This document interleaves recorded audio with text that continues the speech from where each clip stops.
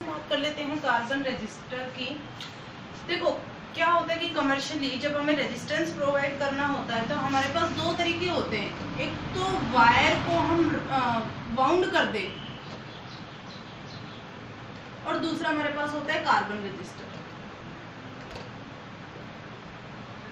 तो वायर जो हम बाउंड करते हैं इनमें एक प्रॉब्लम है कि हमें अलॉयज के ऊपर वायर बाउंड करना होता है और उसमें क्या होता है कि अगर हमें बहुत ज्यादा रेजिस्टेंस प्रोवाइड करना है तो वायर की लेंथ में बहुत ज्यादा लेनी पड़ती है। दूसरा, इनके जो टेम्परेचर कोफिशिएंट होता है वो वेरी लो होता है। टेम्परेचर कोफिशिएंट इनका कैसा होता है, कम होता है। तो इसके लिए जब हमें कुछ ज्यादा रेजिस्टेंस प्रोवाइड करना तो उस कंडीशन में हम यूज करते हैं कार्बन रजिस्टर।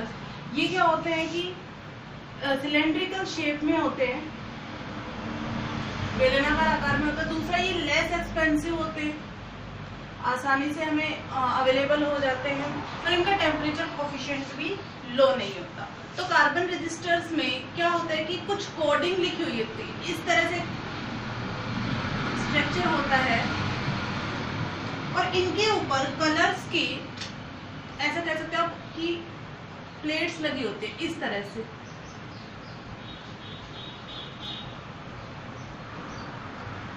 ये इसके अलग अलग नंबर्स को बताएंगे। इसको हमने नाम दे दिया ए, बी, सी और डी। ए, बी और सी तो क्लोजली होती हैं और डी जो होता है वो थोड़ी सी डिस्टेंस पे होती है। तो इन कलर्स के लिए एक कोडिंग है मेरे पास, उसको देखो हम ऐसे याद रखेंगे। B, B Roy, Great Britain,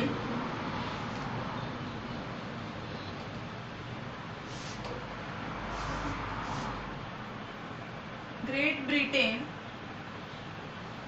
very good wife, gold, silver, necklace. तो देखो यहाँ पे मैं लिख देती हूँ पहले कलर।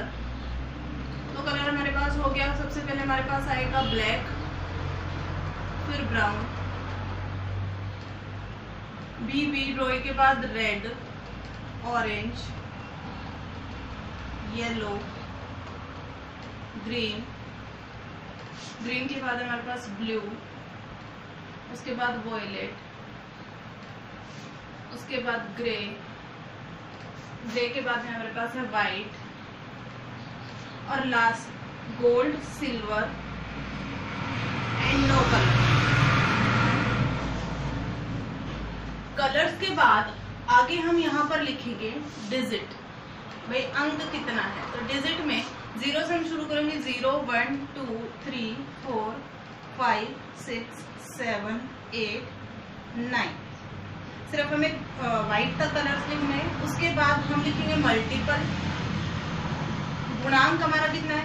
तो यहाँ पे 10⁻0, ऐसे 10⁻1, 10⁻2, 3, 4, 5, 6, 7, 8 एंड 9।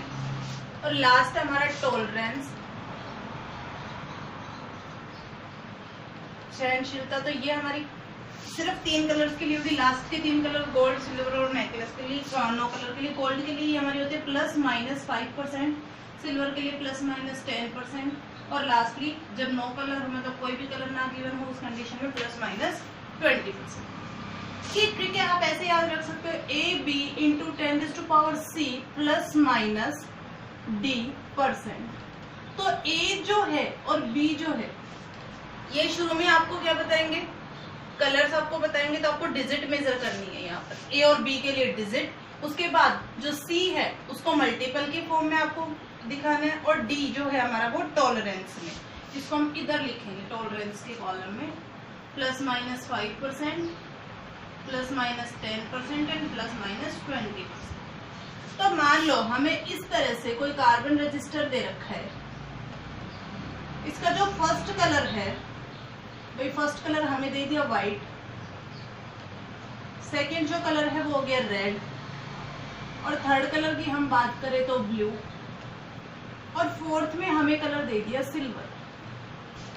तो अब देखो सबसे पहले हमें ए और बी के लिए डिजिट की बात करनी है। तो व्हाइट है हमारे पास सबसे पहले। तो यहाँ पर देखो व्हाइट के लिए डिजिट कितनी है, 9।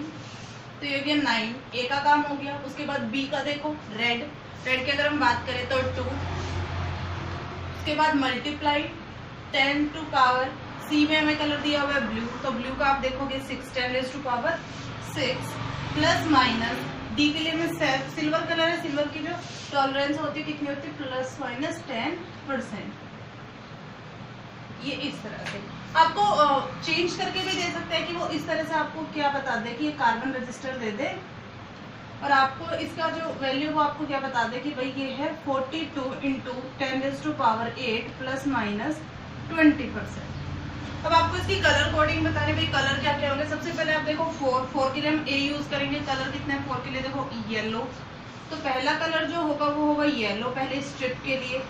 दूसरे की बात करें 2 पे, तो 2 पे हमें क्या मिलेगा रेड, दूसरी स्ट्रिप के लिए ये क्या होगा रेड।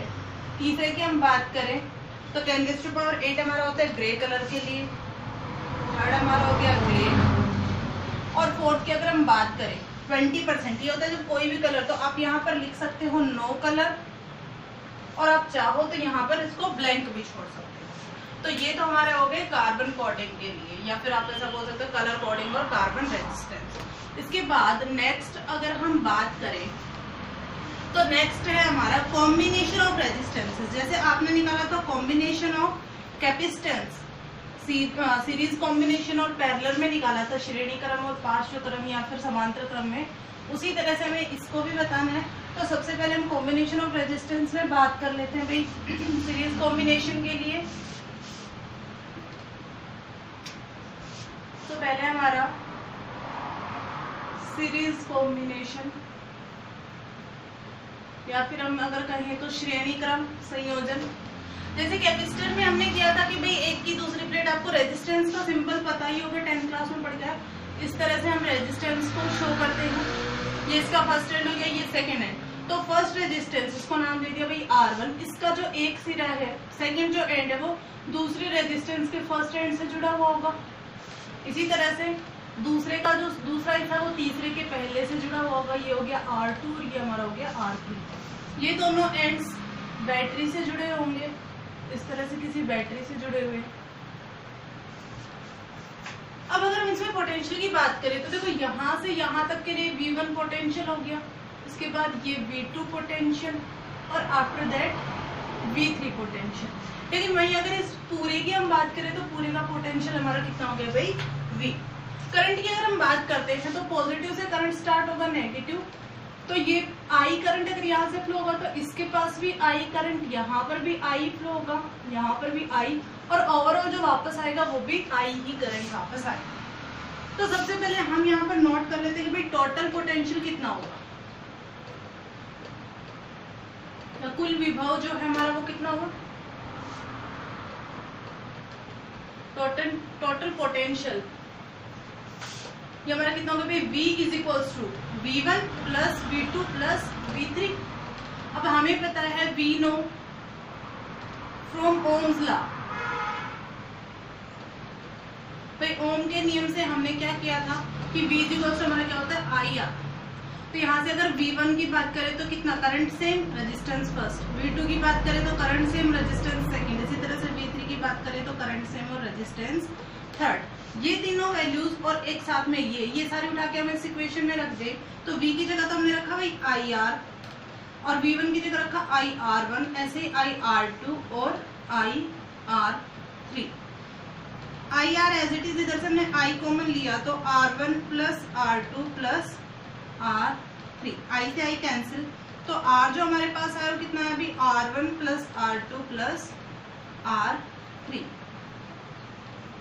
इसी को हम सीरीज के लिए S लिख सकते हैं, या फिर आप यहाँ पर लिख सकते हो इक्विवेलेंट या फिर तुल्य आप लिख सकते हो। अगर इसी तरह से सीरीज कॉम्बिनेशन में n रेजिस्टेंस आपके पास ज्वाइंट है तो आपका जो इक्विवेलेंट रेजिस्टेंस बनेगा वो कितना बनेगा भाई R1 + R2 up to Rn। तो ये तो हो गया हमारा सीरीज कॉम्बिनेशन के लिए। दूसरे अगर हम बात करें पैरेलल कॉम्बिनेशन के लिए या फिर भाई समांतर क्रम के लिए, तो पैरेलल कॉम्बिनेशन में क्या होगा कि सभी रेजिस्टेंसेस के जो एक एंड है वो एक पोजीशन से जुड़ा हुआ होगा और दूसरा एंड दूसरी पोजीशन से। तो मान लिया ये हमारे पास फर्स्ट रेजिस्टेंस है, ये सेकंड रेजिस्टेंस हो गया और ये हमारा थर्ड रेजिस्टेंस हो गया, R1, R2 और R3।